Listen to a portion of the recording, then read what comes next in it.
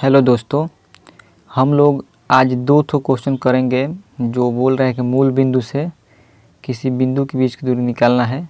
इस पर मैं ऑलरेडी एक वीडियो बना चुका हूं जो कि आप लोग देख सकते हैं मेरे चैनल पे जाके या फिर देख सकते हैं आप लोग, मतलब सजेशन में यूट्यूब दिखाएगा। क्वेश्चन बोल रहा है कि बिंदु जो है -3,4 है कि दूरी जो होता है मूल बिंदु से है, क्या होगा। 4 ऑप्शन दिया है, ठीक है ना। इसमें से बताना है। तो सबसे पहले इसमें से क्या होगा कि 3 होगा कि -3 होगा कि 4 होगा कि 5 होगा, आप लोगों को बताना है, ठीक है। और ऐसे में इसका सॉल्यूशन मैं आप लोगों को यहाँ पे दिया हूँ, इसको मैं समझा रहा हूँ। देखिए लो, किसी भी बिंदु, मान लीजिए कोई बिंदु है जिसका निर्देशांक क्या है, pxy है, pxy, जहाँ x भुज है, y क्या है, कोटि है, और मूल बिंदु का निर्देशांक होता है 0,0।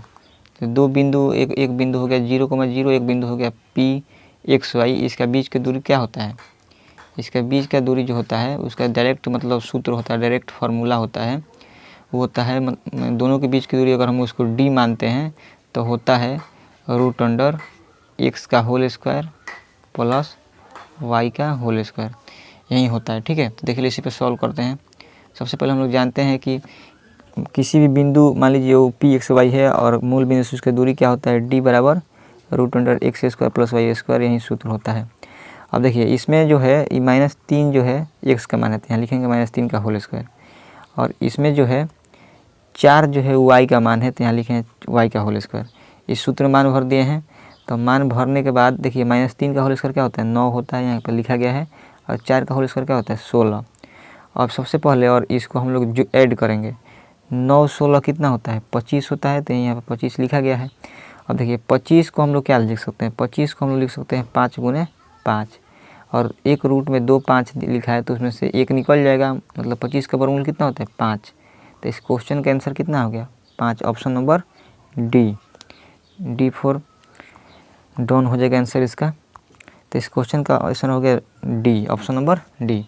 चलिए चलते हैं क्वेश्चन नंबर 2 पर और देखते हैं वो कैसे सॉल्व होगा। वो भी हूबहू इसी के जैसा क्वेश्चन है। क्वेश्चन बोल रहा है कि बिंदु -6,8 की दूरी मूल बिंदु से क्या है, आप लोग को बताना है, और इसमें 4 ठो ऑप्शन दिया गया है, ठीक है। तो इसमें से क्या होगा वही बताना है। देखिए कैसे बनेगा। इसमें भी d बराबर √x² प्लस y² सूत्र हो जाएगा। x का मान 6 है और y का मान क्या है, 8 है, तो -6 का होल स्क्वायर प्लस 8 का होल स्क्वायर। इतना करने के बाद -6 का होल स्क्वायर क्या होता है, -6 का होल स्क्वायर होता है 36, और 8 का होल स्क्वायर क्या होता है, 64। अब 36 से 64 होता है 100। 100 को हम लिख सकते हैं 2 बार 10 रूट में, और 2 बार 10 से तो एक बार निकल जाएगा, यानी कि 10 आ गया आंसर। यानी कि 100 का वर्गमूल कितना होता है, डायरेक्ट 10 होता है। तो इस क्वेश्चन का आंसर क्या हो जाएगा, 10 इकाई। तो आशा करता हूँ कि आप लोगों को दोनों क्वेश्चन समझ में आया होगा। पहले क्वेश्चन का आंसर 5 है, दूसरे क्वेश्चन का आंसर क्या है, 10 इकाई। इस तरह का वीडियो देखने के लिए हमारे चैनल को सब्सक्राइब करें, और वीडियो को लाइक कीजिए लो, कमेंट कीजिए लो, और न्यू वीडियो देखने के लिए हमारे चैनल को सब्सक्राइब जरूर करें। हेलो दोस्तों, क्वेश्चन जो बोल रहा है कि निम्नलिखित संख्याओं में जिनके दशमलव प्रसार शांत हैं उनका दशमलव प्रसार लिखना है, ठीक है। जो क्वेश्चन आप लोग की स्क्रीन पर दिख रहा है वो क्वेश्चन जो है बार बार क्लास 10 में के मैट्रिक एग्जाम में बार बार पूछा जाता है, ठीक है दोस्तों।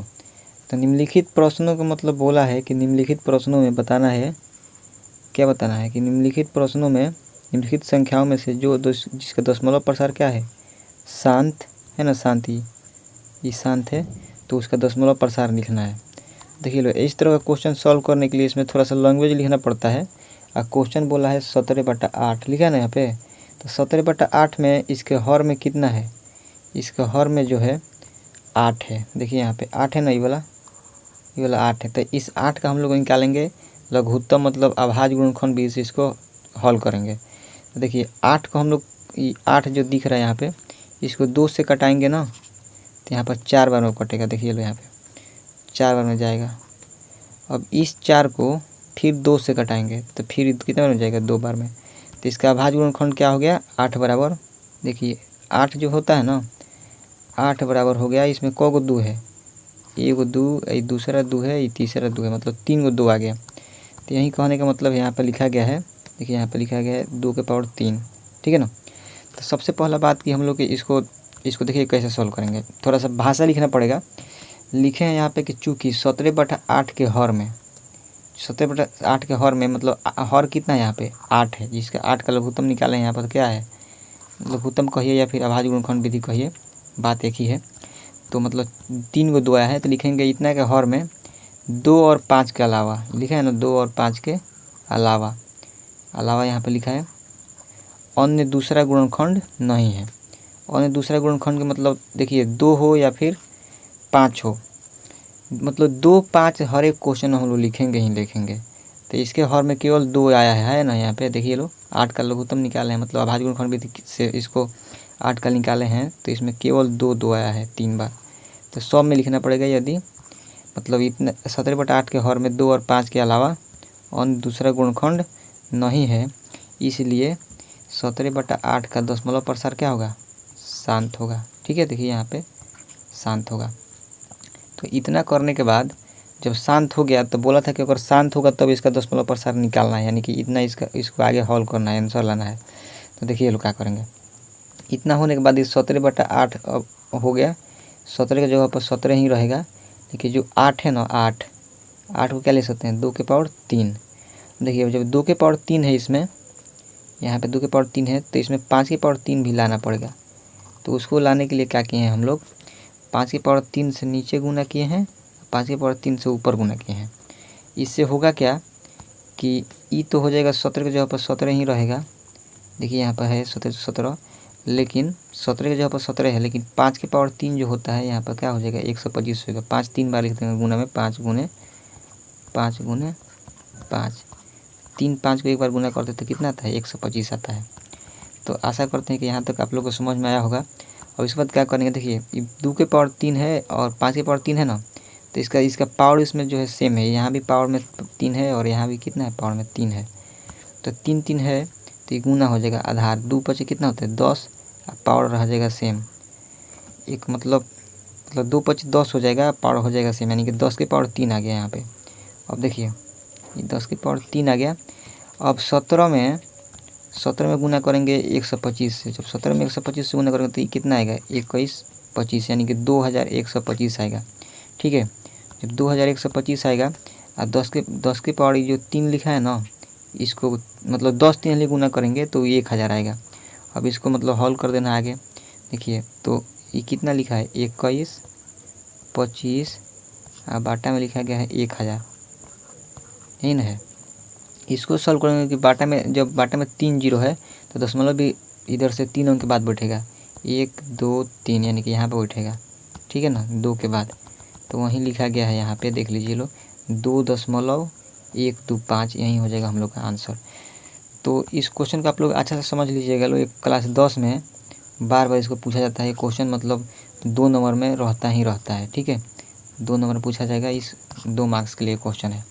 तो आशा करता हूँ कि आप लोग को वीडियो समझ में आया होगा। और वीडियो समझ में आया तो वीडियो को लाइक कीजिए लो, कमेंट कर दीजिए लो, हो सके तो अपने दोस्त के साथ शेयर करें और चैनल को सपोर्ट जरूर करें, चैनल को सब्सक्राइब जरूर करें अगर आप इस चैनल पर नए हैं तो। चलिए लो, मिलते हैं नए वीडियो में दूसरे जोश और जुनून के साथ। तब तक के लिए बाय, थैंक यू। हेलो दोस्तों, हम लोग आज क्लास 10 का क्वेश्चन देखेंगे। जो आप लोग के स्क्रीन पर क्वेश्चन दिख रहा है 3 ठो, क्वेश्चन नंबर 1, क्वेश्चन नंबर 2 और क्वेश्चन नंबर 3। ये जो है क्लास 10 में बार बार इस क्वेश्चन को पूछा जाता है, तो आप लोग ध्यान से देखिए लो। और आप लोग को आंसर भी दिया गया है कि क्या होगा, आप लोग देख सकते हैं। उसके बाद मैं समझा दे रहा हूँ इसको, तो आप लोग को इसको ध्यान से देखना है। देखिए लो, क्वेश्चन नंबर 1 बोल रहा है कि धनात्मक विषम पूर्णांक जो है का रूप क्या होगा। ठीक है ना, धनात्मक विषम पूर्णांक का रूप क्या होता है। ऑप्शन 4 को दिया गया है, जैसे कि आप लोग को देख रहे हैं 4 ऑप्शन दिया गया है, उसमें से क्या होगा। पहला जो ऑप्शन है बोल रहा है 2q का रूप का होता है, 3q का रूप का होता है। तीसरा ऑप्शन बोल रहा है 3q - 1 का रूप होता है। चौथा ऑप्शन बोल रहा है 2q + 1 का रूप होता है। देखिए लो, और उसके बाद अगला क्वेश्चन जो है प्रत्येक धनात्मक सम पूर्णांक का रूप क्या होता है, ये हम लोग को बताना है। 4 ठो ऑप्शन दिया गया, जिसमें पहला क्वेश्चन लिखा है q का रूप होता है, 3q का रूप होता है, 2q का रूप होता है, 2 - q का रूप होता है। ठीक है ना, और इसमें से लिखा है जहाँ q क्या है पूर्णांक है, तो इसको भी समझेंगे हम लोग। और क्वेश्चन नंबर 3 जो बोला है, बोल रहा है कि दो धनात्मक पूर्णांक a और b के लिए a बराबर बी क्यू प्लस आर, लिखा है ना, a बराबर बी क्यू प्लस आर हो तो इस 4 ऑप्शन में से क्या होगा हम लोग को बताना है। तो वैसे तो हम लोग आंसर देख बता सकते हैं, लेकिन इसको समझने के लिए हम लोग देखिए लोग कैसे समझेंगे इस क्वेश्चन को। सबसे पहले लिखा है यहाँ पे, सबसे पहले लिखा है विषम पूर्णांक। देखिए सबसे पहले हम लोग यहाँ लिखा है सम पूर्णांक। सबसे पहले हम लोग देखेंगे कि सम संख्या किसे कहते हैं। जिस संख्या में 2 से भाग लग जाए उसे क्या कहते हैं, सम संख्या। तो जिसमें 2 से भाग लग जाए और जो क्या होता है, देख लीजिए यहाँ पे, इसमें 2 से भाग जो होता है सम संख्या, तो इसमें 2 से भाग किस में लगेगा, क्यू तो छोड़िए नहीं होगा, 3 क्यू भी नहीं होगा, इसमें 2 से भाग लग जाएगा ऑप्शन नंबर सी में, और इसमें नहीं लगेगा। कहने का मतलब है कि जो 2 से कटे और इसके साथ और कोई एक मान लीजिए वेरिएबल हो, तो मान लीजिए 2m भी हो गया जो सम संख्या है, 2q भी हो गया जो क्या है विषम संख्या है, या फिर 2k भी लिखा जाता है कहीं कहीं, कोई भी मल्टीपल है, q यहाँ हो गया, m हो गया और k हो गया, ये मतलब कुछ हो सकता है। k है तो मतलब इसका मान 1 2 3 4 होगा, m है तो इसका मान 1 2 3 4 होगा, और कुछ हो सकता है। तो सबसे पहले जिसमें जो 2 से भाग लगेगा जिसमें, उसको बोलते हैं सम संख्या। तो सबसे पहले क्वेश्चन नंबर 2 देखा जाए, बोला है सम संख्या बताना है, तो इसमें 2 से भाग लगने वाला कौन सा है, ऑप्शन नंबर सी है, यहाँ पे लिखा गया ऑप्शन नंबर सी, क्योंकि 2 से तो कटेगा ही कटेगा, और इसके साथ कोई भी एक रहेगा, मान लीजिए m रहे तो 2m भी हो गया सम संख्या है, 2q भी हो गया और 2k भी हो गया। तो इसमें यहाँ पर लिख दिया गया है कि q क्या है, विषम धनात्मक या ऋणात्मक पूर्णांक है, ठीक है। तो ये मतलब लिखा गया है, तो ऑप्शन नंबर सी इसका हो जाएगा, मतलब 2m होगा आंसर, या फिर 2q होगा, या फिर 2k होगा। तो इसका ऑप्शन नंबर क्या होगा, ऑप्शन नंबर सी। अब इतना होने के बाद अब जो होगा क्वेश्चन नंबर 2 क्या हो गया, कंप्लीट। इसका आंसर क्या आ गया, ऑप्शन नंबर सी। आप डायरेक्ट भी याद रख सकते हैं कि 2m 2q 2k सब सम संख्या का रूप होता है। देखिए अब इसके इतना होने के बाद 2q, यहाँ पे है 2m, यहाँ पे है 2q, यहाँ पे 2k लिख देते हैं। अगर मान लीजिए कि कोई, सबसे पहले सम संख्या किसे बोलते हैं, जो 2 से कटे, मान लीजिए एक सम संख्या हो गया 10, जो 2 से कटता है, और इसमें 1 जोड़ देंगे तो क्या आएगा, 11 आ जाएगा ना। तो 11 आ गया, तो 11 कौन सी संख्या है, विषम संख्या हो गया। तो हम लोग यहाँ से मतलब समझते हैं कि कोई भी सम संख्या में अगर हम 1 जोड़ देते हैं तो क्या होता है, विषम संख्या हो जाता है, ठीक है। 1 जोड़ दें या घटा दें, तो देखिए 2q में 1 जोड़े हैं तो ये विषम संख्या हो गया, 2k में 1 जोड़े हैं तो भी विषम संख्या हो गया, 2m में 1 जोड़े हैं तो भी क्या हो गया, विषम संख्या। तो क्वेश्चन नंबर 1 जो बोला है कि विषम धनात्मक विषम पूर्णांक बोला है, ठीक है ना, कौन सा होगा। तो इसमें 4 ऑप्शन दिए गए, जिसमें देखिए 2q सम संख्या है, ये 3q को बात ही मत कीजिए, इसको छोड़ दीजिए, 3q - 1 इसको भी छोड़ दीजिए। लेकिन जो ऑप्शन नंबर डी बोला है कि 2q - 1 2q + 1 बोला है ना यहाँ पे, तो 2q तो एक सम संख्या हो गया, और इसमें 1 जोड़े हैं तो ये क्या हो जाएगा, विषम संख्या हो जाएगा। तो यही आंसर हो गया हम लोग का, ये विषम संख्या होता है। 2k + 1 भी विषम संख्या होता है, 2m + 1 भी विषम संख्या होता है, और 2q + 1 भी विषम संख्या होता है। तो हम इस तरह से हम लोग बोल सकते हैं कि सम संख्या क्या होता है, 2q होता है, विषम संख्या क्या होता है, 2q + 1। अब इसी के साथ ही क्वेश्चन देखेंगे, a बराबर bq + r जो होता है, तो इसमें जो r का मान होता है 0 के बराबर या 0 से बड़ा होता है और b से छोटा होता है, ठीक है। तो इसको भी आप लोग याद रखिएगा अच्छा से, ऑब्जेक्टिव में पूछा जाता है क्लास 10 में, ठीक है ना। ये ऑप्शन नंबर डी चला जाएगा, मतलब इसमें जो होता है इस बी जो है ना, बी जो है यहीं आगे चल के HCF बनता है, और आर जो रिमाइंडर होता है। अगर रिमाइंडर का मान इक्विवेलेंस प्रमेय में रिमाइंडर का मान जो होता है 0 से लेकर b से छोटा होता है, 0 से लेकर मतलब 0 1 2 3 ... b - 1 तक होता है, ठीक है ना। ये आर का मान है, सब आर का मान है। तो इतना हम लोग को जानने की जरूरत नहीं है, केवल हम लोग यही जानेंगे कि आर का जो मान होता है 0 से छोटा या 0 के बराबर, और b से भी छोटा होता है, यही हम लोग को याद रखना पड़ेगा। तो ये हम लोग का ऑप्शन नंबर क्या होगा, डी। तो पहले क्वेश्चन के आंसर होगा हम लोग का 2q + 1 क्योंकि विषम संख्या है, दूसरे क्वेश्चन का आंसर आ गया 2q क्योंकि सम संख्या है, और तीसरे क्वेश्चन का आंसर क्या आ गया, 0 छोटा बराबर r छोटा b, ये आ गया आंसर। तो आशा करता हूँ कि आप लोग को क्वेश्चन समझ में आया होगा।